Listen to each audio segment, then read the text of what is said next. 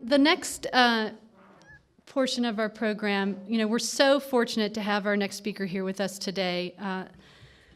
Nonie Lesaux leads a research program at Harvard University that's focused on increasing learning opportunities for students from diverse linguistic, cultural, and economic backgrounds in today's classrooms.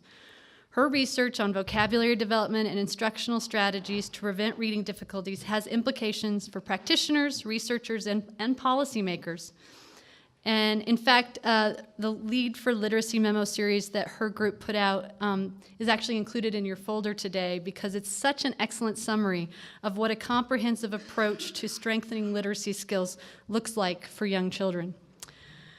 She's the author of Making Assessment Matter, Using Test Results to Differentiate Reading Instruction, written for instructional leaders and teachers. And she was also the lead author on Turning the Page, Refocusing Massachusetts for Reading Success, which forms the basis of their third grade reading proficiency bill that was passed not too long ago. In 2009, she was the recipient of the Presidential Early Career Awards for Scientists and Engineers. It's the highest honor given by the United States government to young professionals beginning their independent research careers. And she has just taken that and run with it. And we're just so pleased to have you. I've described it as I've been walking on air since about July when she committed to coming and speaking at this summit. So we're thrilled to have you. And now please help me welcome Nonie Lesaux.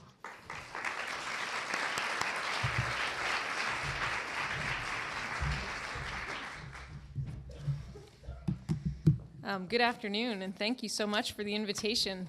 I can say that I'm just amazed by what has gone on in Arizona in a brief year. So certainly it's not even in the very early stages of a campaign, presumably thanks to Terry and all of the folks that she seems to be able to gather and corral and get around this issue. It feels to me like a much more developed campaign with some ways to go, but with the absolute foundation and political will and excitement that it's going to take to get to where you all want to get to. It's a real pleasure to be here. I want to thank you for the invitation, thank Terry especially. Like she said, I've been sort of at this work in different ways. My roots are really as a special educator and school psychologist in Vancouver, British Columbia.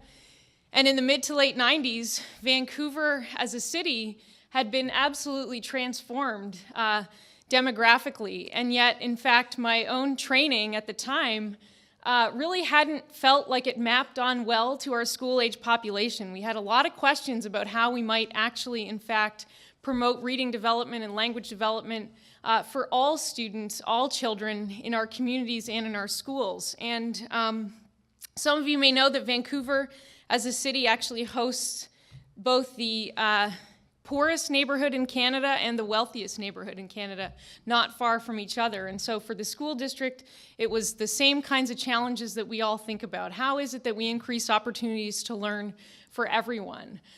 So when you focus a lot on the individual at-risk reader, you very quickly come to the idea of how is it that we're going to better design the system, not serve individual students necessarily, but as an educational community, as a city, as a state, how can we better design and deliver supports for all students and respond to the needs, today's societal needs in terms of literacy skills.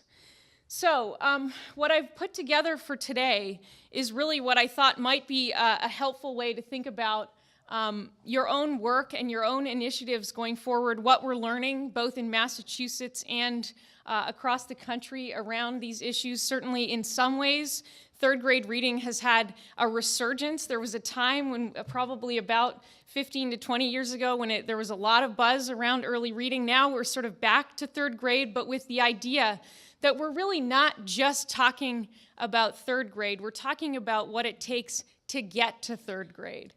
So let me just start this up. So what I wanted to do was really just spend some time on these questions, but before we do that, I wanted to really anchor this work, especially for those of you who are not here in this room. It's nice to get right to children sometimes when we do this work. So what I wanted to do was introduce you to Nathan and Shelby and their kindergarten classroom on a given morning. Miss Frommer sits on a bright red cushioned chair with a book on her lap and a large and colorful calendar behind her. With her class of kindergartners beginning to gather on the carpet in front of her chair, she waits patiently and smiles. So we've all been there. Meanwhile, Nathan finds an open spot up close to the teacher and sits cross-legged on the rug. His heart is racing, but only with excitement. He didn't even feel nervous as he kissed his mother goodbye and entered the classroom all by himself that morning. They had talked about getting ready for kindergarten ever since he was a 3-year-old, and he met then weekly with Rebecca, an early intervention specialist who came to their house. In fact, then they would sit on the floor just like Nathan's class is about to do and talk about books of all kinds. He enjoyed it so much that he and his mother started going to the public library regularly. And this past summer, he went to story time whenever his mom could bring him. He loves getting books from the library, puts them on the shelf right at home next to his own special books a neighbor gives him every now and again. Nathan's mom reads those books over and over again, and he just loves to look at the pictures and pretend to read the books to himself too. Nathan couldn't wait for Miss Frommer to begin to read. He is feeling very ready for kindergarten. Shelby, in the meantime, sits down on a far corner of the rug. Her heart is racing too. She is so nervous. She had been happy enough playing in the dress-up area while she was trying on the fire hat and red boots, but she had never sat quietly like this with so many children she doesn't know and a teacher up front. She tries to listen to what Miss Frommer is saying. She hears her explaining about the book they are going to read together about September and autumn and something about this season when the temperature gets cooler. What is she talking about? Is she going to tell them what this means? After a while, she looks around the room, and instead of listening to whatever Miss Frommer is saying, she's interested in anything but. At this point, Miss Frommer reaches for a book, holds it up in her right hand, and asks the class what they think the book is going to be about. Nathan hasn't read the book before, but he sees a picture of a school bus with kids his age on the cover, and his hand shoots up in the air. Shelby thinks he must have read that book at home, and now he must know the answer. When he's called on, he says he'd never heard the story before, but he thinks it's probably about going to school because he knows that the picture on the cover always gives clues about what books are about.